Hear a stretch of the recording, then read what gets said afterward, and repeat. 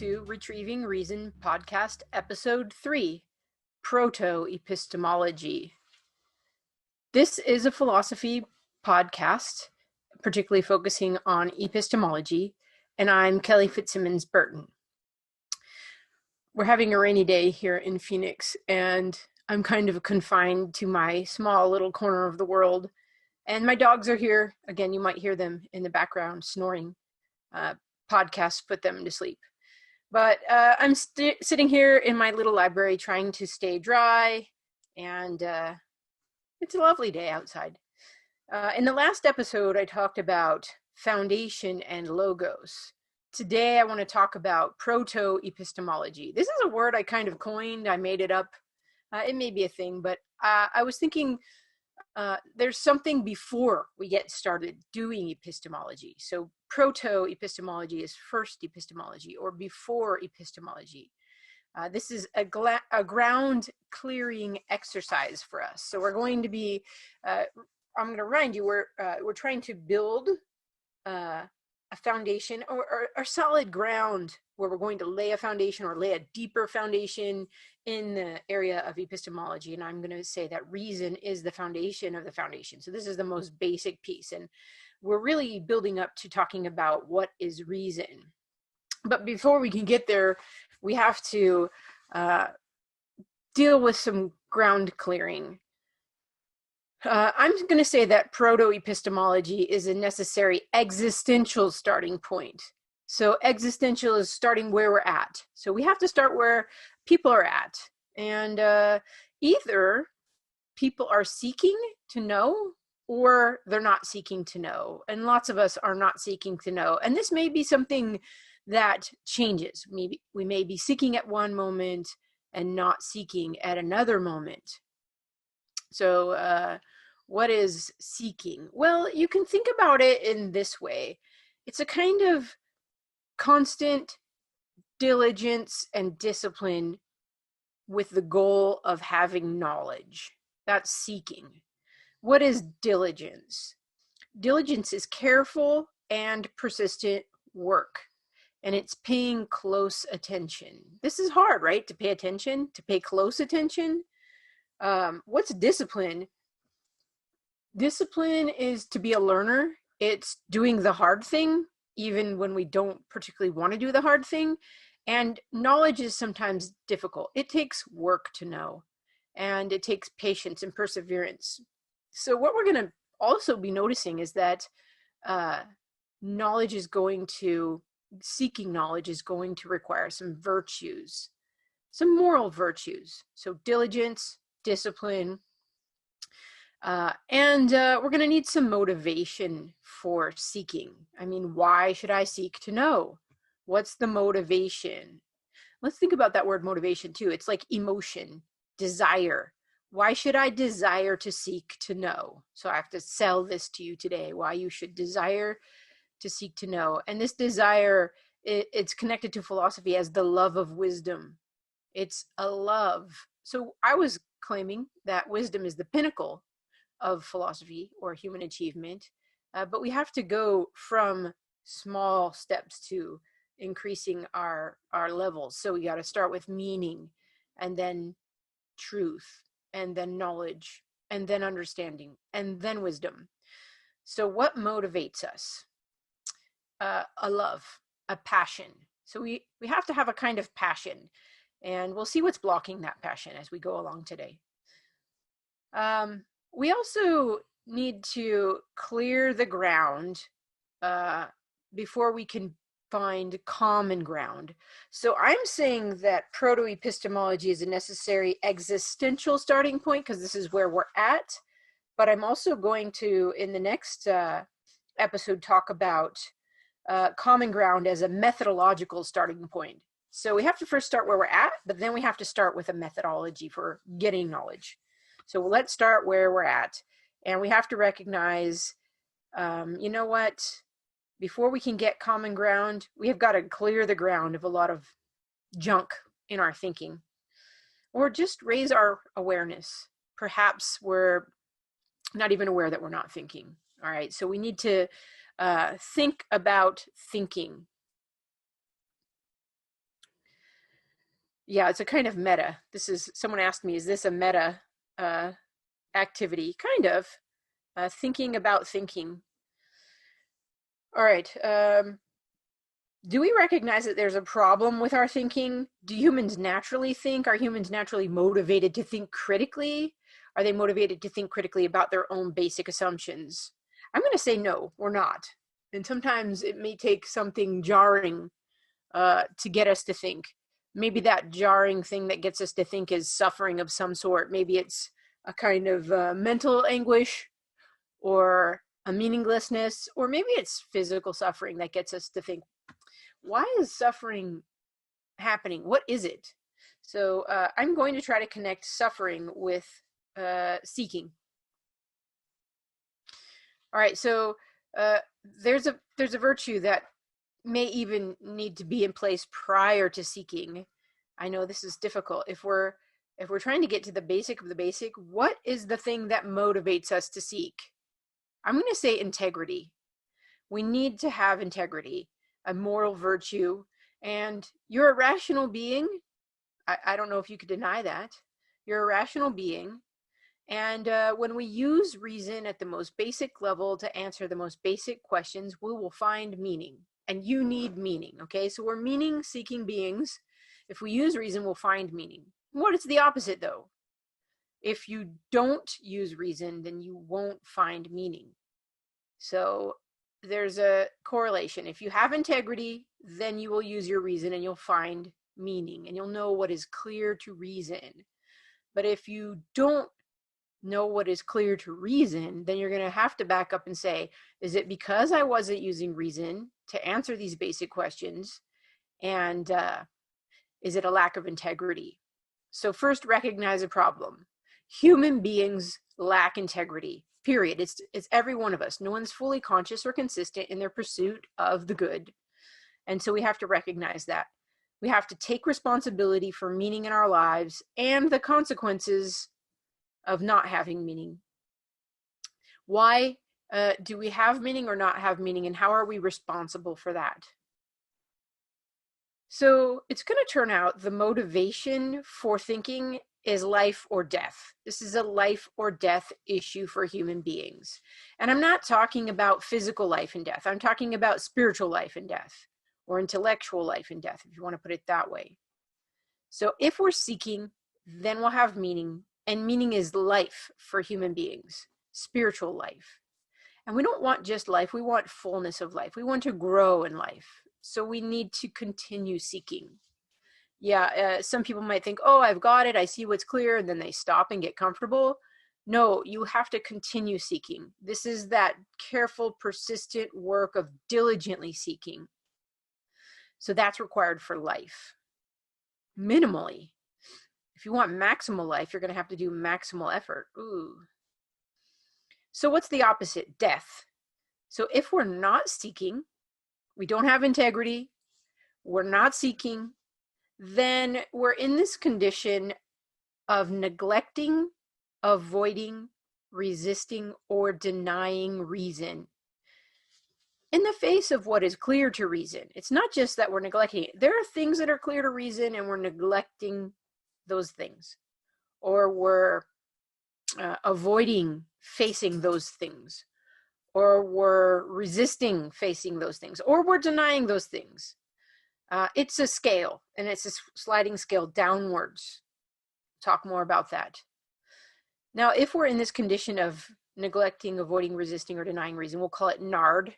If you're narding, then you will necessarily not have meaning.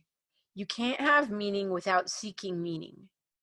So you'll have meaninglessness. And the less you seek, the less meaning things will have, and it will be a spiraling meaninglessness downward, less and less meaning. And humans need meaning. And so when we don't find meaning, we're bored, existentially bored. This is like a acedia, like sloth is not the right word. It's a failure to find ultimate meaning, like nothing has meaning, cosmic meaninglessness. We can't live that way. So we fill our boredom with something, and that something can never fill it. We have a God-shaped hole, a need for the infinite, and anything finite that we put there is not going to fill it. We need meaning in an ultimate sense. That's what philosophers are looking for. And so the boredom will continue, and the excess will continue, and we'll waste our time and our effort and our money and our lives. And then we'll feel guilt because waste for humans is intolerable. So we'll call not seeking leading to NARD, leading to meaninglessness, boredom, and guilt, MBG. Meaninglessness, boredom, and guilt. We'll make that our acronym, MBG. This condition of meaninglessness, boredom, and guilt grows. Either we're growing in life or we're growing in death. And we'll call this spiritual death. We can grow in spiritual death, just like we can grow in life. And this is intolerable for humans. So how do we avoid death? Seek life, okay? Integrity, seek, diligence, discipline, and you will find. All right, so thinking, your motivation, it's a life or death issue. We can make a distinction now between good thinking and other types of thinking, narding, we'll call it. My whole goal is to lay out what is reason and how do we use it. And using reason is thinking. We think by means of reason. So I will mention good thinking, but I hope the rest of this project will be laying that out for us. So good thinking we'll call reason in its use. When reason is being used, it's good thinking. Now, we can also use reason partially, or we could misuse reason, so we need to name those things. So we have good thinking, and I'll call it bad thinking. That's not very nuanced, but we'll give it some nuance as we go along. All right, so again, good thinking is going to require integrity. Integrity is wholeness. We say we're rational, we should act rational. We say it, we should do it. We shouldn't be double-minded, saying I'm a rational being, but then not using my reason to think, okay? To think about the most important things. All right, so good thinking involves integrity. It's critical thinking. And critical thinking is a test for meaning. We're going to say, what does that mean? And when we understand what something means, then perhaps we can talk about whether it's true or not. So we want to pursue meaning prior to truth. Remember presuppositional thinking? Meaning is more basic than truth. Truth presupposes meaning, okay? So we want to think critically, and we want to think critically about the basic questions. Does God exist or not? Have I given good reasons for my position on whether God exists or not? If I think God exists, can I show that? Can I prove it? So we want critical thinking is where we're going to give arguments and proofs for our basic assumptions. You say X is the good life. Can you give arguments and prove that X is the good life? Okay, so we want integrity. We want critical thinking. We're also going to have to do some constructive thinking. So once we answer those basic questions, so think about we've cleared the ground. We're deepening our foundation in epistemology. We're building a foundation in metaphysics. We've answered this question, God exists, does God exist or not?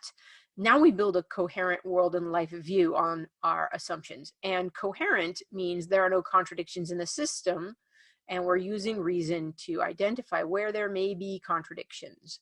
No one's fully conscious or consistent, remember, in their basic beliefs and how those work out. So we're always testing to be sure that we don't contradict ourselves. All right, so good thinking, integrity, critical thinking, constructive thinking, and interpretive thinking. We're going to use reason to interpret all of our experiences, all of life, in light of our basic beliefs. So we want to really be sure that those basic beliefs are firm, right? So there are better interpretations and there are worse interpretations. Some interpretations are less meaningful than others. So we want to find the most meaningful interpretations. Now I'm talking about in our experiences, in our activities, in what we watch, what we read, what we listen to. All of the experiences that come in through our senses need to be interpreted, and we want to make the most of our interpretation. So that's going to be how we use reason as well, to interpret. Now, the cause of good thinking is seeking. All right, so this is where that constant diligence is going to come in. And we're inconsistent. That's okay. We can repent and we can change. Repentance is the change of mind. So if we're finding ourselves, oh no, I'm not seeking, repent, change your mind, change your ways. Okay. All right, so I've just talked a little bit about good thinking. What about bad thinking? Poor thinking? I've got a list here, and I created this list last semester in one of my classes because I thought, things are not just good or bad. There's a different scales of thinking. And so let's name some of the ones that we would like to avoid. Poor thinking. This is impoverished thinking. Poor, impoverished, lacking. What is the cause of poor thinking? This is where we're using reason, but we're not using it all the way. Maybe not at the basic level. Maybe we're not recognizing our assumptions. Maybe we're not giving arguments. We're just asserting our views. Maybe we have biases that we don't recognize, and we haven't really been diligent. So poor thinking, the cause of it could be a lack of education. And that's okay. We can repair that. We can become more educated. Maybe poor thinking is a lack of attention, a neglect. Maybe it's not being diligent. So we can correct this by being diligent, by inculcating that virtue, diligent, discipline, by having a desire to know and a desire to have integrity. Maybe we say, I don't have a very good education, but I'd like to have a better education, and we start taking baby steps. That's part of discipline and diligence too. We may have bad thinking habits. What's bad thinking? Bad thinking is when you believe false things, and we believe a lot of false things. How do we know that, though, unless we were thinking critically and testing our beliefs, particularly our basic beliefs? Now, what's the cause of bad thinking, false beliefs? Believing a lie. We may have been persuaded to believe things that aren't true because it looked like an argument and it wasn't an argument. So we need to think critically to be sure we don't believe falsehoods, okay? That's bad thinking. Perhaps we're in a condition of non-thinking. I think this happens a lot, non-thinking, where we're going by our feelings, our intuition, or pragmatism, the will. We're just on cruise control. Maybe we're assuming answers. Maybe we're assuming other people did the work to answer these things, and we're trusting authority instead of thinking it through for ourselves. So non-thinking, what's the cause? I'm going to say the cause could be apathy, a kind of no passion for the truth. So we're not seeking. It's kind of intellectual laziness. And I think a lot of us are guilty of that. Perhaps we are already cynical, thinking there's no hope in applying thought. Maybe we think we tried and we think we've been diligent and we didn't get answers, and so we give up. So we're in a non-thinking mode. What about unthinking? Have you ever considered unthinking things? We do this all the time. We do things unthinkingly. See, why did you do that? I don't know. I wasn't thinking. So I'm going to say that unthinking is where we're neglecting the critical thinking skills that we have. We're not using reason critically, and we're avoiding. So this is the neglect and avoid in that narding. And the cause of it is the human problem. We are prone to not think sometimes. And maybe this is something like sin, not thinking, not seeking, not understanding. And then that leads to not doing what is right, neglecting and avoiding. And maybe we're avoiding because we like our views, we like our comfort, and we don't want to change because change takes discipline and it's hard. And we would rather be in our unthinking mode, acting more like animals than humans. I don't know. I have 2 animals in here right now. They have a pretty comfortable life. They don't have to do all this work. I don't know. Are you going to be satisfied with that animal life? I don't think so. It's kind of death for humans, so better get to thinking. All right, and then the last level of what I'm calling bad thinking is anti-thinking. And this is a real problem. Anti-thinking, anti-intellectualism, this is the resistance and denial level of NARD. Resisting thinking and denial of thinking. And this is very serious. It leads to nihilism, meaninglessness. And I've seen this happening in some of my students and in some of the people I discuss with on the internet. And I'm thinking what I've seen, and in reading philosophers such as Nietzsche, Friedrich Nietzsche, anti-thinking. I think the cause of this is a hatred of being. If we don't love being, not just our own being, but being and knowing being, then we will want to eradicate what is in touch with being in ourselves, and that's reason. Reason knows being, and so if we don't love reason and we don't love being, we want to eradicate both reason and being. We might want to eradicate our own being. This is suicidal, right? It begins with intellectual suicide. All right, so hatred of being, maybe we want to be reintegrated into non-being.